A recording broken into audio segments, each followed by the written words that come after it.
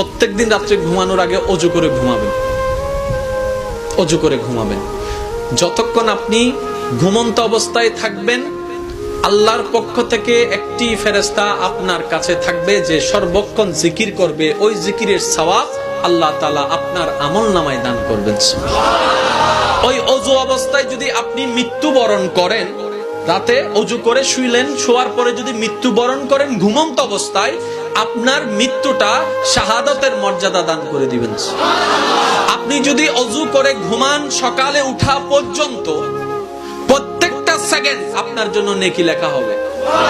ইয়া রব, ঘুমের মধ্যে সব হয় কেমনে?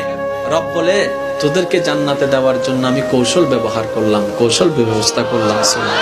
আমি চাই তোরা জান্নাতে যা। তার বাস্তব প্রমাণ দেখেন, লাইলাতুল কদর একটি মাত্র রাত, একটি মাত্র রাত, কিন্তু আল্লাহ এমন সিস্টেম করেছেন, বান্দারে তুমি ইবাদত করবা এক রাত, আমি সওয়াব লিখে দিব 82 বছরের চাইতে বেশি। মওলা কেন এত দয়া? বলে যে আমি চাই তোরা জান্নাতে যা। আরেকটু জোরে বলেন না।